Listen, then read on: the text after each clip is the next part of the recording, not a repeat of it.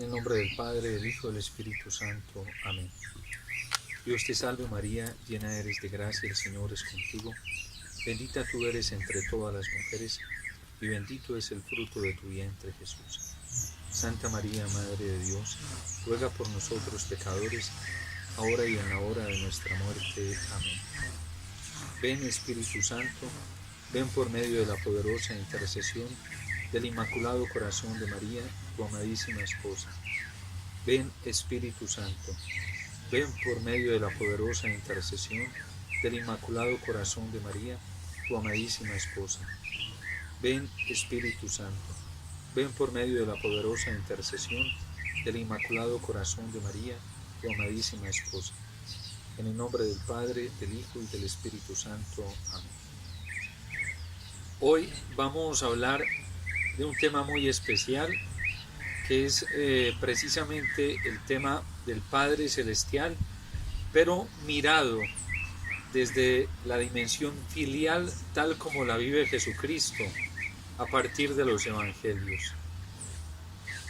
Hay una advertencia que nos hace el mismo Jesús en el Evangelio de San Mateo, en el Evangelio también de San Lucas, y sobre todo el Evangelio de San Juan se encarga de precisarnos pues esta relación tan exclusiva, tan nueva, tan particular y tan profunda que tiene Jesús con el Padre. En el Evangelio de San Mateo, en el capítulo 11, Jesús hace una oración en el Espíritu, se alegra en el Espíritu y dirige una alabanza al Padre del cielo. Yo te alabo, Padre del cielo y de la tierra, porque estas cosas no se las has revelado a los sabios y entendidos de este mundo, sino a la gente sencilla, a la gente humilde. Sí, Padre, así te ha parecido bien.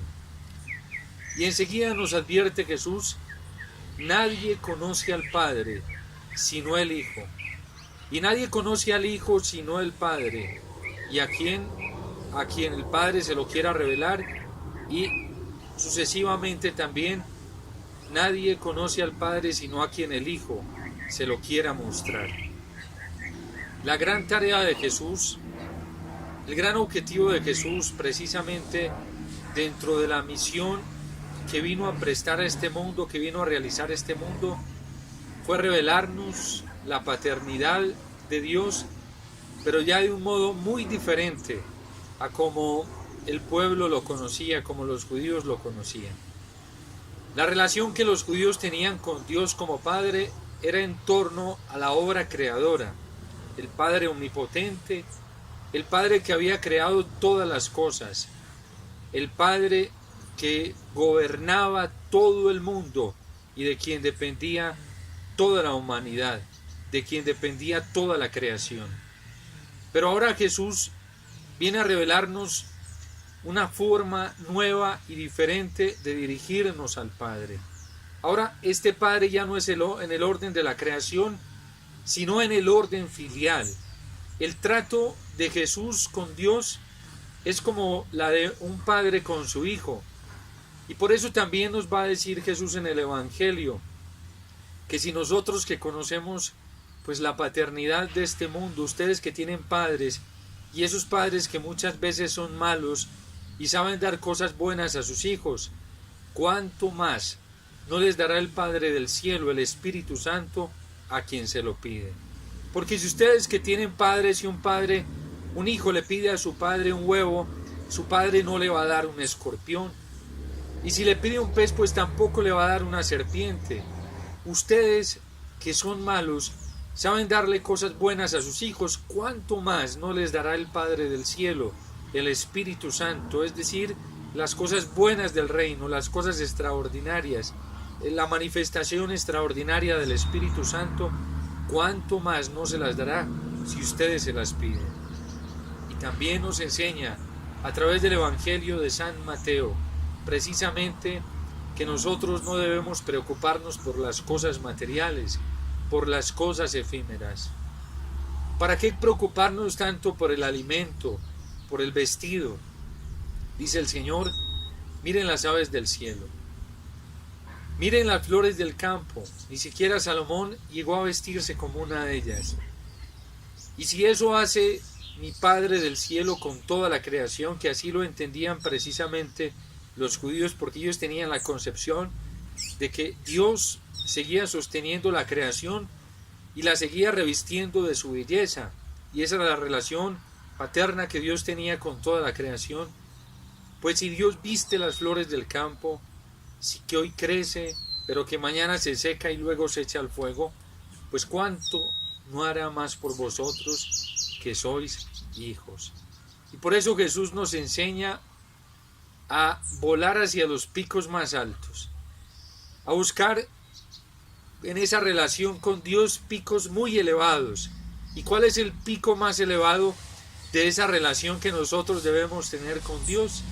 Es la de llamarlo Padre, pero no solamente la de llamarlo Padre o referirnos a Él como Padre, sino de sentir verdaderamente su presencia de Padre en nuestra vida, de experimentarlo como Padre en la existencia, en los momentos particulares de nuestra vida, aún en los momentos más difíciles, porque este Padre al que se refiere Jesús es un Padre cercano, que no solamente se preocupa por nuestro bienestar material, que no solamente se preocupa también por nuestro bienestar saludable, es decir, que nos proporciona la salud del cuerpo, también del alma, sino que se preocupa por la integridad misma de la persona humana.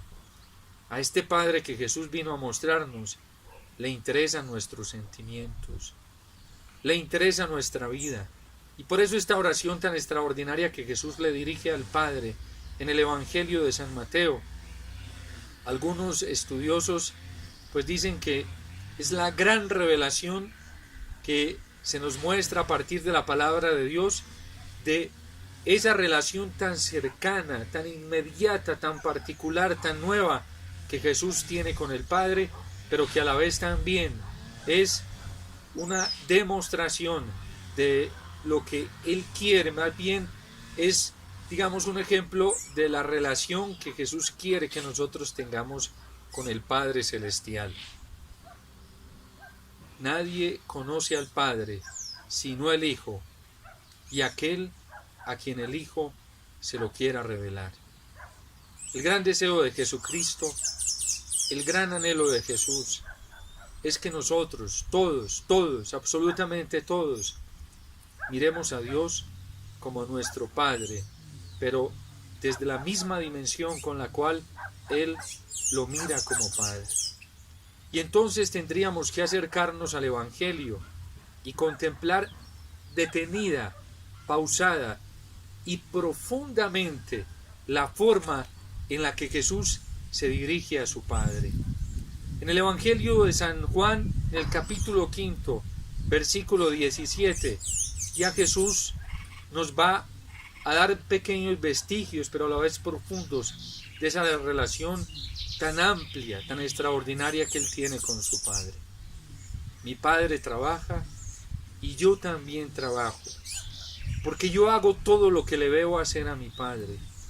Y entonces Jesús se manifiesta como aquel que está pendiente de todo lo que hace su Padre, de aquel que contempla lo que hace su Padre, y lo que viene a hacer a él a este mundo no es otra cosa más que reproducir todo lo que le ve hacer a su Padre.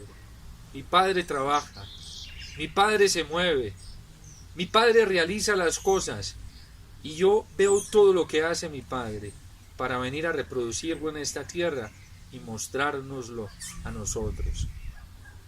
Una relación profunda, muy familiar, muy cercana. De hecho, los fariseos no van a entender esto y por eso van a reprochar esta confianza tan familiar con la que Jesús se dirige al Padre. Ustedes no conocen al Padre, se los va a advertir varias veces Jesús.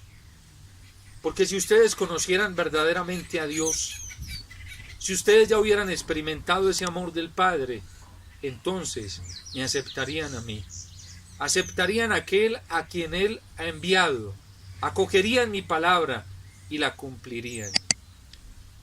todo el rechazo que se hace a la persona de Jesús, entonces ya se convierte en un rechazo directo a la persona del Padre. Y por eso el dolor más profundo de Jesús es precisamente el rechazo que se le está haciendo a Dios como a Padre, como a ese Padre cercano, tierno, amoroso, lleno de misericordia. Es la relación tan estrecha y profunda que Jesús tiene con su Padre y que Jesús quiere que cada uno de nosotros tengamos con Dios. El Padre para Jesús se convierte en el todo. Ya a los 12 años lo contemplamos en el Evangelio, que se les pierde a la Santísima Virgen María y a San José. 3 días buscándolo. Y entonces la Virgen y San José lo hallan en el templo, está allí en medio de los doctores de la ley, los escucha, pero a la vez también Jesús ya les está enseñando. Ese jovencito de tan solo, quizás tendría por lo menos unos 12 años, ya se estaba haciendo interesante para la gente. Y es esa novedad con la cual Jesús habla de Dios, se dirige a Dios, manifiesta las cosas de su Dios, manifiesta las cosas del Padre. La Virgen le reprocha y le dice: tu padre y yo andábamos angustiados buscando. ¿Por qué nos hiciste esto? Jesús los mira y les dice: ¿por qué me buscaban? ¿No sabían que yo debo estar en las cosas de mi Padre? Desde ahí ya Jesús nos está enseñando cuál es el proyecto de su vida, cuál es el programa de su vida, hacia dónde se dirigen los deseos más profundos de su corazón, cuáles son los movimientos que a él lo llenan de alegría, lo llenan de emoción, cuál es el motor que a él lo mueve para realizar todas las cosas, para hacer todas las cosas. Es que yo no he venido a hacer mi voluntad, sino la voluntad de aquel que me ha enviado. ¿Por qué me buscaban? ¿No sabían que debo estar en las cosas de mi Padre? Mi Padre es lo más importante, mi Padre es lo más extraordinario, y hacia mi Padre yo tengo que tener dirigido constantemente mi corazón. Y por eso el Evangelio de San Lucas es tan delicado en mostrarnos a Jesús que se retira ya a altas horas de la noche, se retira a orar, se va a la montaña a orar, y también nos los muestra en las madrugadas orando, haciendo vigilias.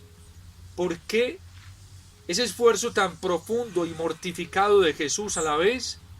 Porque necesita hablar con su Padre, porque necesita consultarle a su Padre, porque necesita entrar en un diálogo continuo con su Padre, porque necesita ver cuál es la voluntad del Padre, qué es lo que el Padre quiere que se realice, porque eso es lo único importante para Jesús en todo su ministerio, eso es lo único importante para Jesús en toda su vida.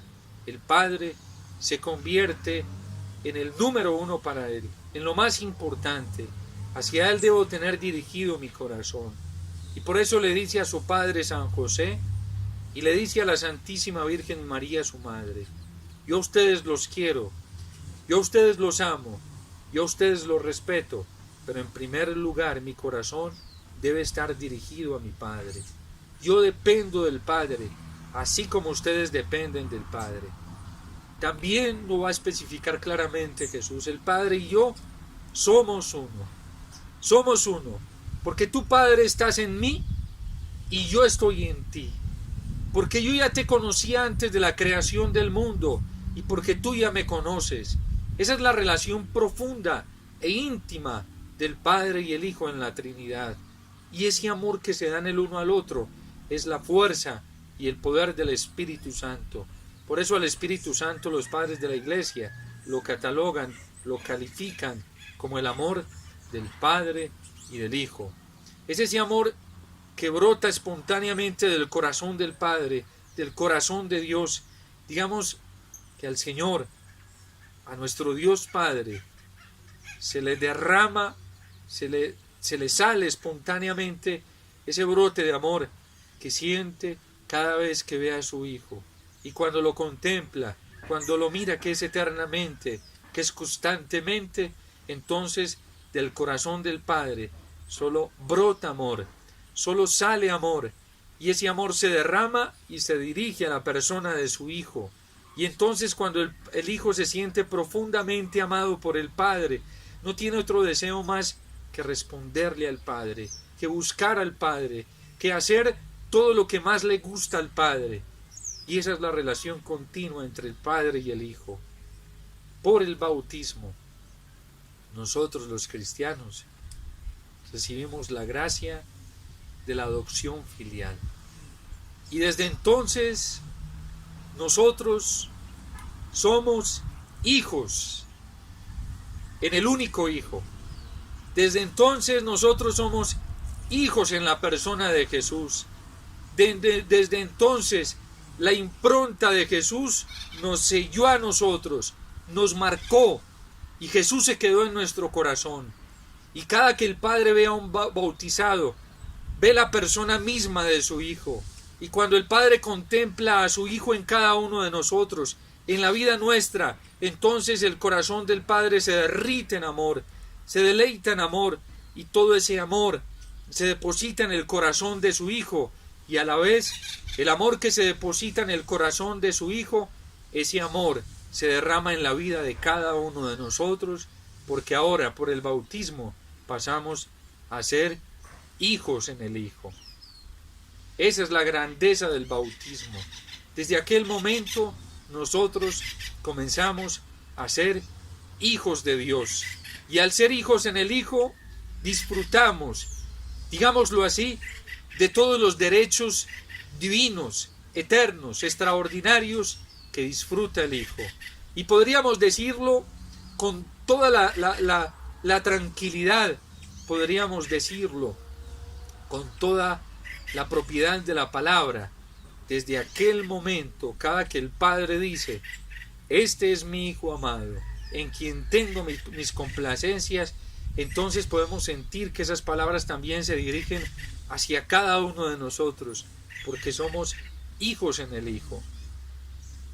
Pero ¿cómo podemos nosotros experimentar constantemente la gracia de este amor? En primer lugar, escuchando a Jesús.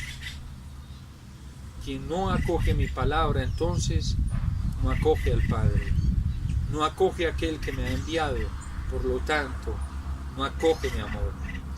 Es importante, en primer lugar, que nosotros escuchemos a Jesús, que lo escuchemos como escuchando al Padre. En segundo lugar, es importante acoger su palabra, y acoger su palabra significa obedecerla. Para que nosotros se dé toda la manifestación del amor del Padre, necesitamos acoger la palabra de Jesús, es decir, obedecerla. Si nosotros obedecemos la palabra de Jesús, entonces estamos acogiendo el amor mismo de Dios, estamos acogiendo al Padre, estamos acogiendo todo el amor de nuestro Padre Celestial, y al acoger ese amor nos vamos a sentir profundamente amados, como se siente amado el Hijo. Y al sentir ese amor desbordante, ese amor infinito de Dios, entonces nuestro corazón experimentará la verdadera y auténtica alegría, al sentirnos amados por Dios, a experimentar la plenitud del amor. Por eso el deseo de Jesús en el Evangelio de San Juan es que nosotros lo acojamos, porque si lo acogemos a Él, acogeremos al Padre, y entonces al acoger al Padre cumpliremos sus mandamientos, es decir, obedeceremos su palabra, acogeremos la voluntad del Padre y ejecutaremos la voluntad del Padre, y entonces nuestro gozo será perfecto. Para que su gozo sea perfecto, para que mi alegría esté en ellos y su alegría sea perfecta, dice Jesús. Por eso es tan importante, primero, escuchar a Jesús. En segundo lugar, acoger su palabra. En tercer lugar, obedecerla, porque la palabra de Jesús es la palabra del Padre, la única palabra del Padre. Y en la palabra del Padre, que es el Verbo eterno, que es Jesús mismo, En esa palabra escuchamos el querer de Dios. Todos nosotros nos preguntamos, ¿qué quiere Dios de mí? ¿Cuál es la voluntad de Dios? La voluntad de Dios es su Hijo, es Jesús. Acogerlo a Él, acoger su palabra, acoger el Evangelio, es acoger la voluntad del Padre. Y una vez acogida esa palabra, hay que obedecerla. Y cuando yo obedezco la palabra de Dios, entonces estoy permitiendo que todas las gracias filiales que recibí en el bautismo, como hijo en el Hijo, esas gracias se manifiesten, se desarrollen en mí. ¿Y qué pasa si yo obedezco la voluntad de Dios? ¿Qué pasa si yo ejecuto la voluntad de Dios? Que entonces en mí, ese amor de Dios, ese amor que experimento del Padre también se me va a salir espontáneamente y yo voy a comenzar a tratar bien a los otros. Voy a comenzar a perdonar a los otros. Voy a sentir, porque el amor de Dios sana profundamente, voy a sentir tan sano mi corazón que ya no tendré odios, resentimientos, ya no tendré celos, ya no tendré deseos de venganza, ya no manipularé a nadie, ya no explotaré a nadie, ya no tendré el más mínimo sentimiento de corrupción en mi corazón para lastimar a los demás y hacerles daño. Solamente querré hacer lo que ese amor de Dios me impulsa a hacer. Lo mismo que sucede en la Trinidad. Se reproduce la vida de la Trinidad en mi propia vida.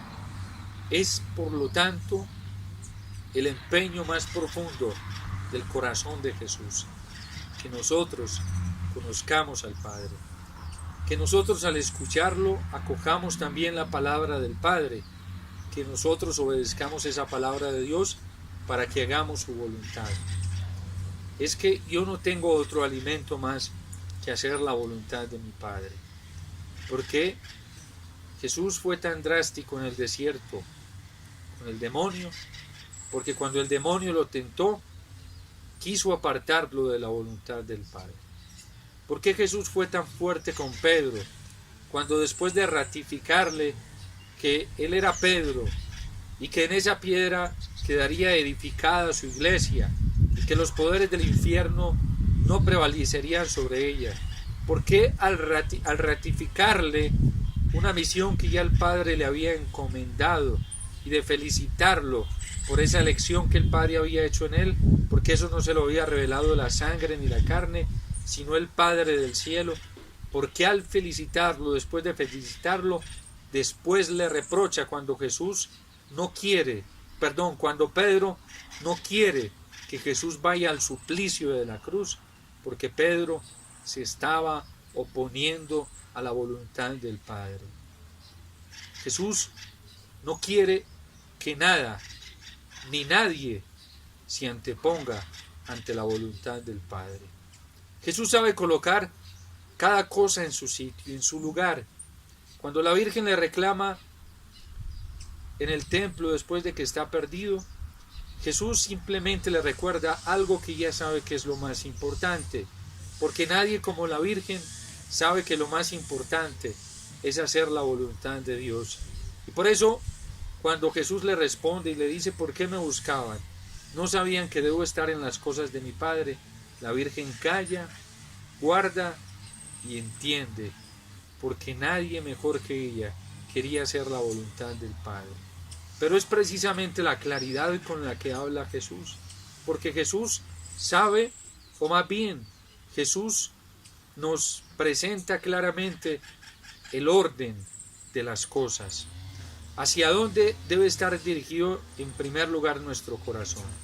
Nuestro corazón, así como el de Él, tiene que estar dirigido en primer lugar a hacer la voluntad del Padre. Y por eso a Pedro le dice, apártate de mí, Satanás, porque eres piedra de tropiezo, porque tú ya no piensas como Dios, sino como los hombres, porque eso que tú me estás diciendo ya no va en orden a la voluntad de Dios. Para Jesucristo la voluntad del Padre es lo más importante y absolutamente nada ni nadie lo puede apartar de ese empeño, de ese proyecto, de ese deseo que encierra su corazón. Mi alimento no es otro que hacer la voluntad de aquel que me ha enviado, hacer la voluntad del Padre. Ese es el gran empeño de Jesús. Ese es el gran proyecto de Jesús. Y por eso cuando el demonio intenta engañarlo en el desierto, incluso el demonio lo ataque con la misma palabra de Dios, Jesús entiende que el demonio sutilmente quiere apartarlo de la voluntad del Padre, así como lo hizo en el paraíso con Adán y Eva. Podríamos decir que esta escena del desierto es como una reproducción en el tiempo de aquella escena en el paraíso. El paraíso es un lugar fecundo, lleno de creación, de vegetación, donde el hombre tenía el dominio total de todas las criaturas del campo. Era el Señor de todas las criaturas. Allí estaba el hombre, y allí se le presentó Satanás en forma de serpiente cuando tienta a Eva. Ahora Jesús está en el desierto, un lugar intrépido, peligroso, seco, estéril, infecundo. No hay vegetación. Ya ese desierto lleva los signos de lo que ocurrió en el paraíso, porque desde que Adán y Eva desobedecieron al plan de Dios y cedieron a la tentación del demonio, que lo único que buscó fue apartarlos de la voluntad de Dios, desde ese mismo momento la creación entera quedó corroída, quedó entorpecida, quedó desértica, quedó infecunda, así como quedó el corazón de nuestros primeros padres. Ahora Jesús, digamos que repara esa situación, repara ese entorpecimiento de la voluntad de Dios en nuestros primeros padres. Por eso a Jesús se le dice el nuevo Adán. San Pablo en la carta a los Romanos nos habla de Jesús como el nuevo Adán. Allí en el desierto se le presenta al tentador, se le presenta al demonio para engañarlo así como engañó, para quererlo engañar así como engañó a nuestros primeros padres. Y Jesús no cede, porque identifica claramente que la gran astucia del demonio es apartarlo de la voluntad de Dios, de la voluntad del Padre. Si aprendiéramos eso, si nosotros entendiéramos que el camino correcto de la vida, que el camino correcto de la alegría, que el camino correcto de la paz, que el fruto de la reconciliación brota precisamente en la ejecución de la voluntad de Dios. Primero, conocer la voluntad de Dios. ¿Y cómo la conocemos? Escuchando la palabra de Dios, escuchando el Evangelio, la proclamación del reino que vino a anunciarnos Jesús, luego acogiéndola en nuestro corazón y obedeciéndola. Si hiciéramos eso, que Jesús vino a traernos, que constituye el cumplimiento de la voluntad de Dios, decirle sí, decirle fiat, decirle Señor yo quiero, Señor yo acepto hacer tu voluntad. Si hiciéramos eso, vendrían los frutos de la reconciliación, vendrían los frutos de la paz. Precisamente nos cuenta uno de los evangelistas que una vez vencidas las tentaciones, las fieras del desierto vinieron a servir. Después de que Jesús estaba allí con las fieras, los ángeles vinieron a servirle al Señor. ¿Por qué? Porque cada que hacemos la voluntad de Dios, todo se pone en armonía. Viene la paz verdadera, viene la unidad verdadera, viene el amor auténtico, el amor que nos sana, el amor que nos reconcilia. Fijémonos continuamente en la persona de Jesús. Escuchémoslo, prestémosle mucha atención, sigámoslo, caminemos con Jesús, para que con Jesús, con su ayuda, primero nos dejemos amar como el Padre lo ama a Él. Y una vez dejándonos amar como el Padre lo ama a Él, y recibamos esa gracia de su amor por el bautismo que ya muchos tenemos, pues siempre guardemos su palabra y hagamos su voluntad continuamente. Ejecutemos la voluntad del Padre. Cuando ejecutemos la voluntad del Padre, entonces seremos verdadera y auténticamente felices. Pidámosle a la Santísima Virgen María, que ella fue la primerita en ponerse en sintonía con este anuncio que Jesús vino a traerla. Ella entendió, guardó en su corazón y cumplió la palabra de Dios. Vio todo lo que hacía su Hijo, contempló todo lo que hacía su hijo, escuchó la predicación del reino y ella la ejecutó.